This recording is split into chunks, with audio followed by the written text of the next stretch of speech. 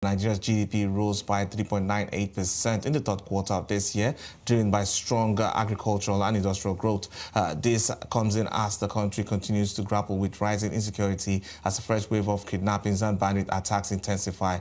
Today, the United States House Appropriations Committee will lead a joint congressional briefing focused on the escalating violence and alleged targeted persecution of Christians in Nigeria. On Parliament West Africa today, we'll discuss Nigeria's growth trajectory, the rising insecurity and threats to development, and political solutions available to the government. My guests are Tilewa Adebajo, the CEO of CFG Advisory, and Dennis Amakre, the CEO of Zoomlens Security Solutions. Thank you so much for your time today, gentlemen. Quite a month we had in November, and also we're also seeing shoots of that also play out as we begin the month of December. But before we get into the intricacies of how all of this is interconnected, let's start with the GDP figures we're seeing and speak to the growth we're recording right now and the threats that you see down the line. Well, I think the GDP figures, though they're down, I don't think it's anything significant. I think that's just a blip. It's at odds, actually, with the PMI numbers we've been seeing, because PMI has been expanding. Both the Stanbic and the CBN numbers are giving us close to 54%. So I think all in all, I think it's not really anything to worry about. But again, we still have growth trajectory, but we must also understand that the desirable growth figure for Nigeria is going to be anywhere between 8 to 10%. So we're not there yet, and at the same time, I don't think it's anything to really worry about, because I think we'll close the year where we're supposed to be at this time of the year. So no surprises. No surprises there, Tilewa says, on the growth figures. But Mr. Amakre, looking at what we've seen down the past month on security, on that front, it's been quite abysmal when you look at the challenges that we're seeing play out here. And to top that up, we're also seeing the resignation of the defense minister. Speak to the optics and what this means in terms of our defense strategy. Thank you for having me. You see, with all these things happening, it shows that there is serious undercurrent going on. And this current started when the Trump statement hit Nigeria. And of course, a lot of people have reacted to it. Even the terrorists themselves have reacted to it by kidnapping more people. And then, of course, by interpretation, we look at it as if the terrorists are trying to kidnap more school children as human shield in case there is any kind of attack on them. And then, of course, there are a lot of people that are terrorist financiers, terrorist supporters, some are in government. And then, of course, we are seeing people moving out of government for one reason or the other. I think things are going to be clearer in the next coming weeks, you know, when we hear more about what has just happened yesterday. All right, we'll continue to digest the developments here, but when you look at what's playing out with the insecurity situation, especially when you look at how this could impact inflation down the line, what are your biggest concerns? Well, we have to understand that, first of all, the security situation has become a clear and present threat to the Nigerian economy, and in terms of all the gains of the reforms. Nigeria currently has a lot of productive citizens in IDP camps.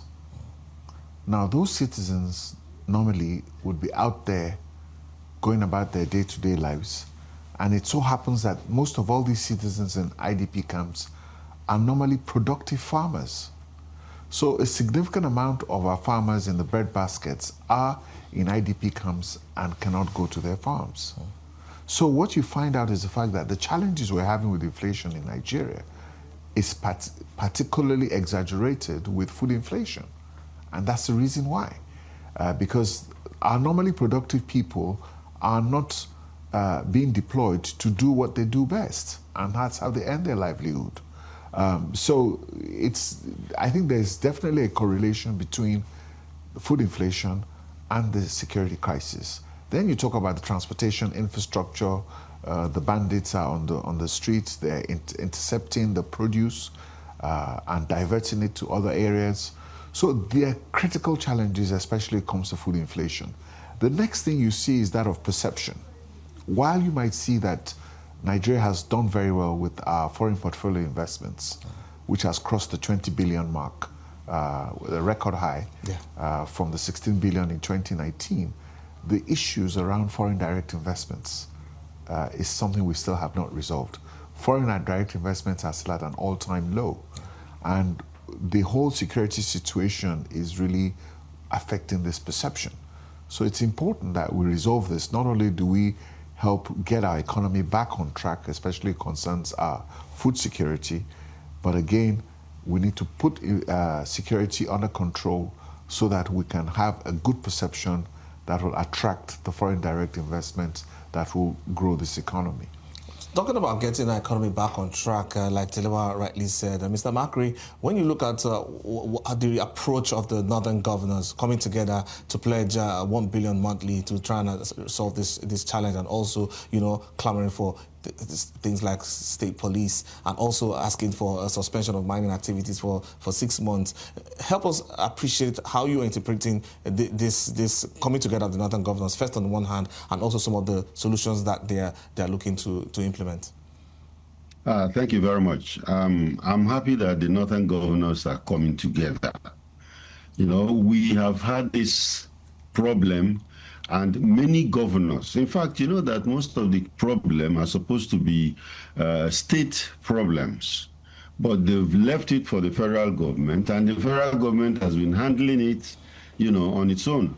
Now the states are feeling the pinch, and they have decided to now come and get together and see if they can solve it.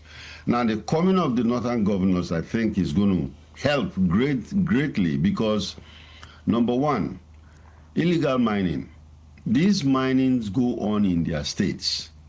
And of course, just unlike oil, which is mined and the revenue is shared to everybody, illegal mining of gold and other minerals have been going on for years. And they've been going into the private pockets of some individuals and the governors, you know, which they are not disclosing to anybody. Now everything has come to the surface, and they've seen that even the bandits or terrorists, as they are also very much involved in this case. And of course, they have kept them on their toes, because these bandits are not listening to them anymore. They are busy, you know, killing people, making their states very ungovernable. So, getting together now, I think they are going to come up with some kind of solution that will, you know, diffuse the state of insecurity in the north. We'll come to some of their suggestions in a bit, but let me get back to Tilewa on the possible implications for economic activity. If you're looking at governors coming together saying that they're calling for suspension of mining activities for 6 months, you know, speak to how that would impact the GDP figures down the line. Well, I think it's a temporary solution. Yeah. I mean, it's like, well, let's take a pause, and like they've said, it's a good idea. They're going to contribute 1 billion naira each every month to a security trust fund, which is very important to be able to enhance security. What they're saying is that we're going to halt this illegal mining activity for 6 months. Let us reconcile and let us realign everybody, if you see what I'm trying to say. So let us reconcile everybody who is here. Let us reconcile and regularize, so that we make sure that the illegal aspect of that artisanal mining, which is what is dominant there, is no longer there. As you can see, a lot of these states are building lithium plants, high quality, you know, industrial plants, and I think that's the way forward. We need to have some sort of corporate structure around this in terms of the over-reliance on artisanal mining, which is really where the problem is. But then, because at the end of the day, it's more or less trying to move these activities into more formal for more formal means. What's that trajectory looking like in terms of, you know, what's been holding back that movement a bit? I understand for gold, because it's largely, yes, political will. Here. Now that you find yourself facing a security threat, you now understand that you need to do this properly. As you can see in the Niger Delta, we've dealt with that, and we now know that these things have to be done formally and properly. So, and I think that's the direction we should be going in the north. All right, Mr. Makri, let me get your take as well, because yes, we've seen that the call for illegal halting of the mining activities for 6 months on one hand, but then there's the crucial issue of state police, you know, and understanding the nature of and intricacies of our societies. Do you think that's a viable solution? It has been it's a viable solution. We've been advocating for it for years. You know that state police will be the way to go. Now, why? Why is that so? You know, crime is local. Everywhere, crime is local. And, of course, any crime that is committed has to have some kind of law enforcement to counter it. Now, we have ungoverned spaces in Nigeria, a lot of them, where these bandits and terrorists are taking refuge. Now, as they stay in those places, because there is no law enforcement presence, and even the local farmers, they force them to pay taxes, you know, before they can go to their farms and farm, you know, for those people who are not in IDP camps. You know, so you find out that it is affecting the food production. Food security is a major issue. But if we have state police in the 774 local governments, you know, and it's not one that you just put 3 or 4 policemen. You go to some local governments, you see only about 3 or 4 policemen there. No, we are talking of full-fledged, well-manned state police and local government sheriffs, where they will be responsible for, you know, law enforcement. And this will take place in all, because they're going to cover all the ungoverned spaces that we're talking about. And then, of course, now, you know, they've even asked the forest guards to go in. The solution to most of this is wiping out all these bandits out of the country, back to where they came from, because most of them are foreigners. And then, of course, govern our own spaces for our own people, you know, for production. All right, there's definitely quite a lot to put into perspective there. We'll move on now to the rest of our conversation area. We're talking about the development in Nigeria and the northern governors coming together to set up a $1 billion fund monthly, and also calling for state police, and also asking for mining activities to stop over the next 6 months. I've been speaking with my guests up in Tilewa Adebajo, the CEO of CFG Advisory, and also Dennis Amakre, the CEO of Insecurity Solutions. Tilewa, let's get into this conversation now. And growing an economy is not an easy task. Earlier you said we need at least growth of about 7% and even higher, sustained over a decade or more, to get the kind of economic impact that we need. But when you look at what the trajectory that we're facing here with insecurity, you know, risk. It's one major issue when you talk about investors looking at a country. They look and observe the risks that are seen in the country, but then also security brings in the added angle of fear. You know, and I'm trying to understand from your perspective how investors are looking into Nigeria. And you earlier talked about the impact on FDI and how that could be a challenge. But even for Nigerian investors, and even moving around and even doing business generally, speak to how that impacts economic output and productivity. Well, take a look at, we've talked about the productive sectors of the northern part of this country, which is traditionally the breadbasket, and of course has huge mining potential, especially for the rare earth minerals, including gold. So there's a potential in that economy that could significantly, you know, set up a new industry in this country, mining and quarrying, and could contribute significantly to the GDP output of Nigeria. And add that to the farming, which has been a traditional core competence of northern Nigeria that is suffering now, then you can see that there's significant loss in GDP. So it's important that if we have these resources, we need to be able to bring the right investors into them, both Nigerian and non-Nigerian, into these sectors to be able to have a more formal, as you said, instead of these artisanal backdoor illegal activities which do not impact our GDP, at least formally. We need to be able to resolve this issue, because not only is it not contributing to the GDP, it's now festering insecurity. So clearly, if we say we're going to a trillion naira GDP, if you take a look at all the fundamentals in Nigeria today, Nigeria is already $1 trillion GDP, in excess of that. The challenge we have in Nigeria is to be able to unlock and realize the potential of this $1 trillion economy. And if we have this sort of situation, if you see what has happened in the past 3 weeks in Nigeria, if you are an investor or a foreign national coming to have business in Nigeria, travel advisories will say either you cancel those trips or, okay, it's coming to the end of the year anyway, why don't we just cancel all our trips to Nigeria for now, let the government take care of things, and then, you know, we'll look at Nigeria again next year. So these steps that the government is taking is very important. Defense Minister is retired. The Northern governors have come together, which is a significant statement. And not only were the Northern governors there, but also the traditional rulers were there, including the Sultan, which speaks a lot of volumes in terms of, you could see that those were the authoritative voices of the North. So that meeting yesterday was quite significant in restoring confidence. So those are the sort of confidence builders that, okay, well, they're taking care of things. Okay. The cabinet is being reshuffled.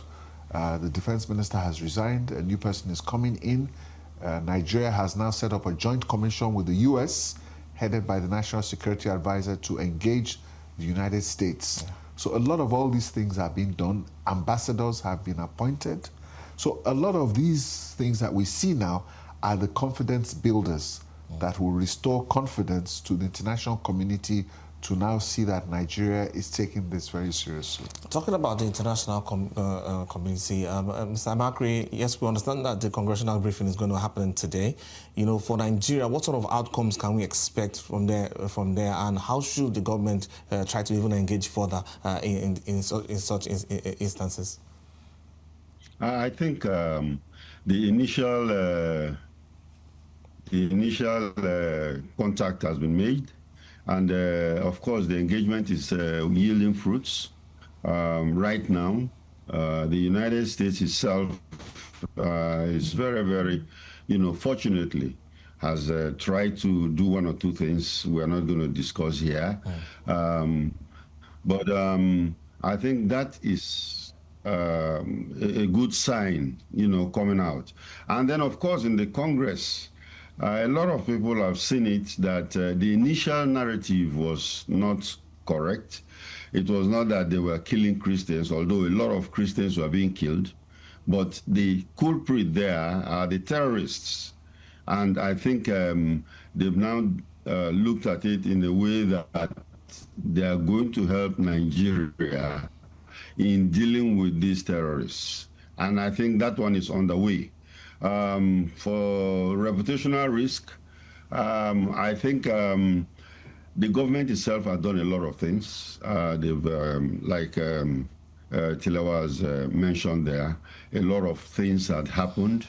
And of course, the cabinet reshuffle has to take place. In fact, there is more to happen there, because I think there are a lot of things that the security agencies have advised the government to do, and they will, I'm very sure. So I think it's a look upwards where things are going to be better for the country. All right, then, but as we wrap up the conversation, 2027 is going to be an election year. next year we're entering a pre-election here, and as we know in Nigeria, that politics takes center stage, and takes a whole lot of activities playing out there. But what will Nigeria do in the next 12 months to avoid a much deeper crisis? Well, I think as Mr. Macri has said, there are a lot of things going on in terms of the intelligence that, we're not even aware of, but I think the confidence is there. Our National Security Advisor is directly in charge of, engaging the Americans. The ambassadors that have been nominated to the United States, the UK, and France are highly skilled and experienced intelligence officers, some with a military background. So I think those signalings, are quite clear that right now we're taking this very seriously. It's a national security issue. The intelligence side is being done. So I think with all these things, I think it's going to only enhance confidence, because we also want to come to an election year with with stability, not only political stability, but you need also economic stability. And you don't want a security crisis during an election. So it's important that we sort this thing out within the next 3 to 4 months, so that we can stabilize the country, and more importantly, from my own perspective, we do not lose the gains from the reforms, because we've been suffering for the last 2 years. Nigerians have been suffering. Purchasing power has been eroded. So now that the economy is finally turning around, we do not want the insecurity to come, and so we lose all these gains. Yes. So that again is also very important. Very important points there. I guess there, Tilewa Adebajo, the CEO of CFG Advisory, Dennis Amakre, the CEO of Zoom Lens Security. Thank you so much, gentlemen, for your time today.